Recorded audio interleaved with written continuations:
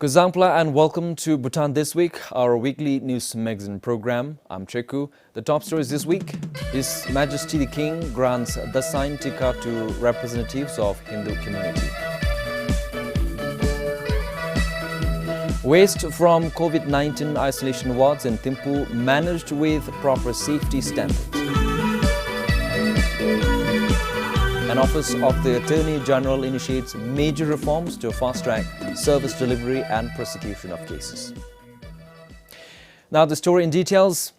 His Majesty the King granted the sign tika to representatives of the Hindu community of Bhutan at the Devi Panchayan Mandir in Thimphu on Monday.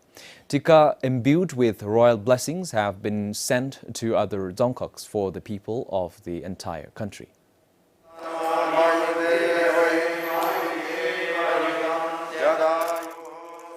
His Majesty offered prayers to the goddess Durga at the Mandir.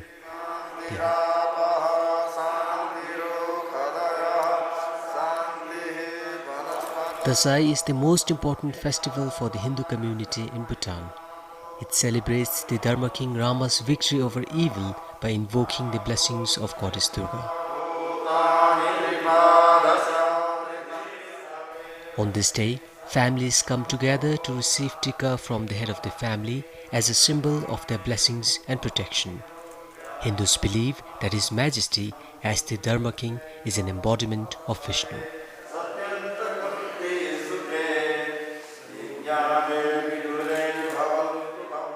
Sonamongdi, PBS News. His Majesty the King granted Dar to appoint Drangpen Dubadukpa as the Chief Justice of the High Court of Bhutan. Drangpen Dubadukpa had been serving as the officiating Chief Justice of the High Court. Drangpen Dubadukpa is the new Chief Justice of the High Court. Under the Article 21.11 of the Constitution, the Chief Justice of the High Court is appointed from among the Drangpens of the High Court or from among eminent jurists by His Majesty on the recommendation of the National Judicial Commission. His Majesty the King also granted to the Chief Election Commissioner, Chairperson of the Anti-Corruption Commission, Auditor General, Commissioners of the ECB and ACC, and Drangpens to the Supreme Court and High Court, who were appointed to their offices on October 14th. Samten Dolker, PBS News. Her Royal Highness Princess Yupulma Churinwangchuk married Dashu Tilinobu in a private royal wedding ceremony on Thursday. The royal wedding was held at Dechincholing Palace in Thimphu. The royal couple received the blessings of His Majesty the King, His Majesty the 4th Drugyalpo and His Holiness the Jkempo. Her Royal Highness Princess Yupulma Churinwangchuk was born in 1993 to His Majesty the 4th Drugyalpo and Her Majesty Gyalum Sangye Churinwangchuk. Her Royal Highness graduated with a major in sociology from Georgetown University in the United States in 2016. As President of the Bhutan Paralympic Committee, Her Royal Highness represents Bhutan internationally to take forward the participation of Bhutanese athletes with disabilities in various global sporting events. Dashu Tilinobu was born to Yab Dondub Gelson and Yum Sonamchuki in 1992 and is the younger brother of Her Majesty the Gelson. After graduating from St. Stephen's College in Delhi University, Dashu trained as a pilot and has been flying for the national airline Druk Air since 2019. The royal couple are both active Desubs.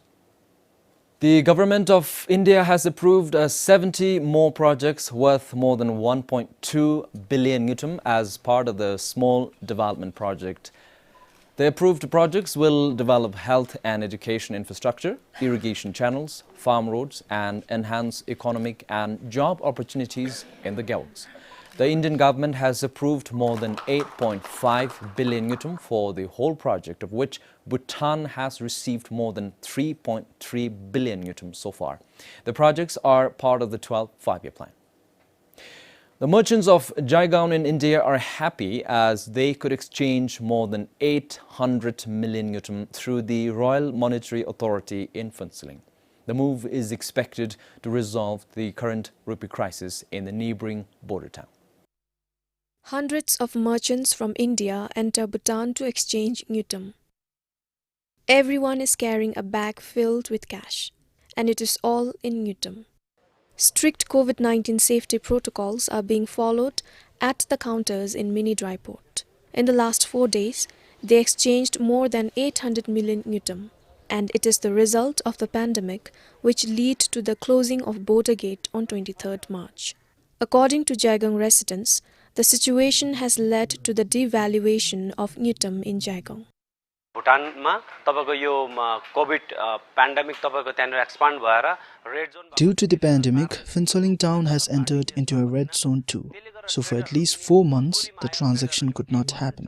With no other option, traders here started charging high for those paying in Bhutanese currency. I, on behalf of people of Jaigong, thank PIFA Secretary Tinley and RMA for resolving the issue. हाम्रो जयगाउँको entire पब्लिकको तर्फबाट म धन्यवाद दिन चाहन्छु उहाँहरुको सहयोगले आज हाम्रो RTGS भएको छ Indian currency was not sufficiently available because people have so much faith on Bhutanese currency, or the maximum people are working in Bhutan, so the currency which they was just having or storing or they were having was Bhutanese currency only. Due to insufficient Indian currency, the new purchase were not made. So after getting the information that draft and RTGS being made, Jaigong market, the valuation of Bhutanese currency has come at par to Indian currency. मतलब जो भूटान का currency जो India में पड़ा है businessman के पास में वो Demand drafts are being made for the exchange of Bhutanese currency with Indian currency. The businessmen and shopkeepers alike in Jaigong are very happy with this move.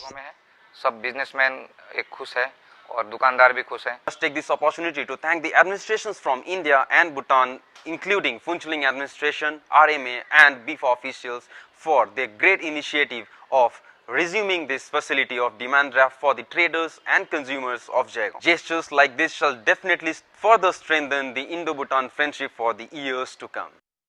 People here in Jaigong had more Newton than rupee after the pandemic. The Royal Monetary Authority also facilitated the exchange of nearly 700 million Newton until June.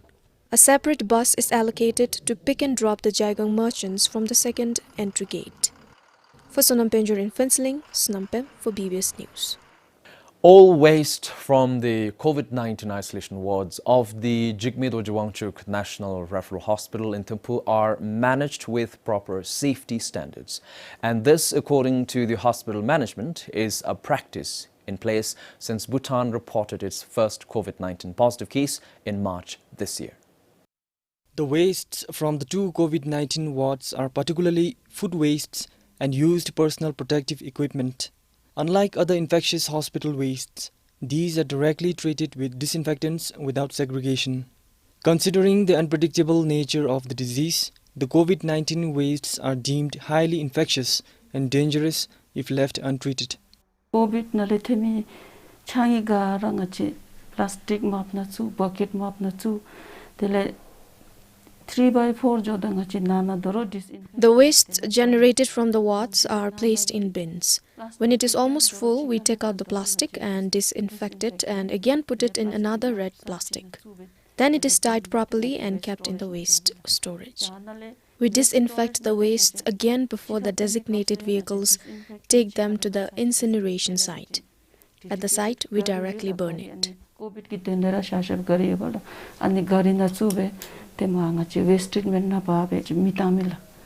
Currently, the wastes are burnt inside a fenced area near the hospital's mortuary. 2 health workers manage the wastes.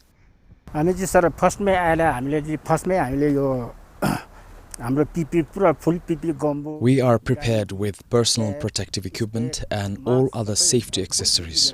We touch the waste only after we wear all these. We also make sure to wash the surrounding areas with bleaching powders and other sanitizers.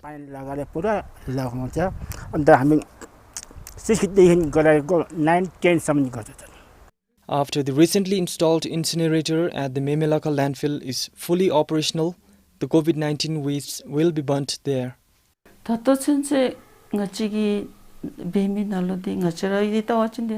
Based on our current practice, we feel the wastes are handled 100% safely. There is absolutely no way of transmission through these wastes. For now, we treat the wastes in the open since we do not have a proper incinerator. It would be of great help and use if we have one. This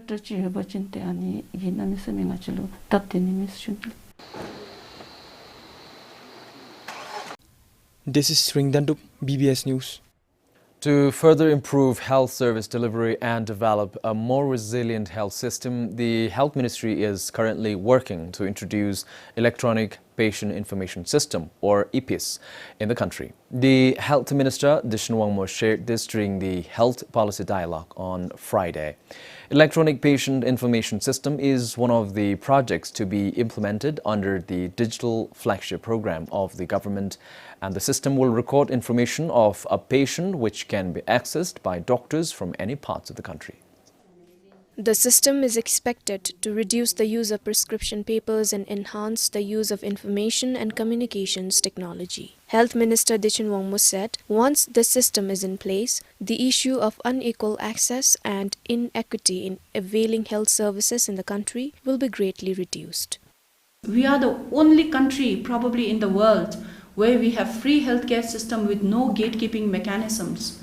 We are the only country where we have no system of referrals. So somebody with a headache can see a neurologist. Somebody with just diarrhea can see a medical specialist. So with no cost attached and no system in place. So this is where we are hoping that when we have the electronic patient information, this will also streamline the gatekeeping mechanism, the referral mechanism. The Health Minister added that the Electronic Patient Information System will also streamline and foster accountability among those providing health services. So a doctor in the BHU just cannot refer because he doesn't want to take the chance or a risk. He says, okay, you go to Thimphu. The patient comes here, and that is the out-of-pocket expenditure people incur, is having to come here and wait for the appointment and the money that is spent. So we realize that once we have these kind of mechanism in place, that we will be able to implement a much more accountable and efficient system. The Health Ministry started working on introducing the system in 2016 and was piloted in Paro in 2017. However, the initiative could not materialize in hospitals across the country due to lack of technical expertise and poor internet connection. Sunampem for BBS News. Justice delayed is justice denied. And this popular perception of court delay reinforced by assumptions that it is for rich and powerful people is widely held among its people. Therefore, delay in trials, prosecution and a court system in Bhutan has received a lot of attention, both from poor and rich, young and old. On the other hand, talking to the Office of the Attorney General, the office as the constitutional body has a few plans to bring changes in these systematic issues to fast-track service delivery and prosecution of cases. Today, the Office of Attorney General is reviewing 55 cases. While the number is not very significant, people are questioning the delay in taking cases to court. The pendency of a court should be looked as a right to access to justice, that errors are minimized, and that at the end result is that any citizen should, avail equal justice under the law and what is due in accordance with the law. The office is in the process of reviewing and developing the rules of procedure for prosecution and litigation 2018 to further streamline the process. We are developing a handbook for the prosecutors, which we will, which next agenda is a major reform, that there will have all the time limits and how long the prosecution should, prosecutors should file a case before the court. The office has embarked on reforms towards the standardization of criminal prosecutions to address the accumulation of cases resulting from cases of trivial nature. As per the Attorney General, the prosecution must duly consider the overall economic, social and financial burden to the state and public interest. What happens in the courts is that, there's a huge expenses involved for the tune of for instance, OAG from the past reference is that to get recoveries of 2,000 nultam, like for the mileage and for the DA and TA. For instance, he goes to Samsi, attend court hearings, and complete all the formalities of our criminal proceedings. Then the amount spent by the state would be, I think, was not lesser than 78,000. Understanding this kind of systematic issues and error, the Office of the Attorney General now expects to address those systems. Samtan Dolkar, BBS News. Crime rates in Thimphu have been increasing annually in the past years. However, this year, it has decreased drastically. According to Thimphu Police, the decrease could be due to the national lockdown and intensive patrolling carried out by the police. And this year, till date, the Thimphu Police Station has registered more than 1,000 cases. As per the report maintained by the police, there were almost 2,000 registered cases in Thimphu last year, which is double of what was registered this year. Most of the crimes, according to the officer commanding, were detected through CCTV footage and due to intensive patrolling round the clock by the police. Among the crimes, drug-related cases, battery and larceny were the three most common crimes recorded this year as well. However, these crimes have reduced compared to the previous years. Last year, there were more than 300 drug-related cases, whereas this year, there were only about 200 registered cases. Similarly, battery and larceny cases have also reduced to 178 and 143 this year from 265 and 390 last year. According to the OC, shortage of manpower still remains one of the main challenges. However, he said to further reduce crime rates, police are planning to install more surveillance equipment. Bima Saldun Singh, BBS News. The owner of Duke Stars Football Club is banned from football for 7 years. The Bhutan Football Federation found him guilty of an alleged match fixing in the ongoing Bhutan Premier League 2020. Duke Stars FC is currently the lowest ranked team in the league. Seen as one of the biggest problems in organized sports, match fixing is when the outcome of a match in organized sports is manipulated for a team to advance or for gambling. Following a verbal complaint from one of the players of Duke Stars FC, the management of Bhutan Football Federation initiated an investigation on the club's owner right after the first game of the Bhutan Premier League 2020. Some of the club's players said the owner asked them to lose deliberately or concede goals. There were also evidence of suspicious transactions in the owner's account. From that onward, we kept an eye on the Duke Star management and watched all the games. Where we started our investigations, and also we asked our friends in the other federations and also the international federations like AFCs, and also to some of our colleagues there to look on the betting world. It was a match between Power United and Duke Star FC where there was similar cases happening, whereby we were still looking at the evidence and the scenarios and the results that were happening. So from that onwards, I think we had a clue that the match fixing was happening. Since the start of the league in August, the club is struggling at the bottom of the point table with no win. They conceded over 30 goals and scored only 2 goals so far. For now, the case is with the Bhutan Football Federation's Discipline Committee. With all the evidence, and also we need to find a few more evidence, and also we need to have a series of meetings before we come to a decision. I think there will be a very strict action taken and very about the banning of maybe the owner for lifetime or for 10 years or 7 years, or maybe we'll be banning the Duke Star Club from next year or this year. The owner of Duke Stars FC claimed to have received the first letter from the Discipline Committee. As per the letter, he is asked to pay a fine of 250,000 Newton and banned from football for 7 years. After the ban period, he will be allowed to manage only a B division club but will not be allowed to own one. Regarding the club's fate, Druk Stars FC will be allowed to complete this season of Bhutan Premier League. The Bhutan Football Federation, however, clarified that this is not the final verdict. The committee will meet again soon. Founded in 1998, Druk Stars FC is one of the oldest clubs in the country. This is Pasung Doji for BBS News. And this brings us to the end of our edition of the News Magazine program. Until next time, I'm Cheku, signing off. All for now.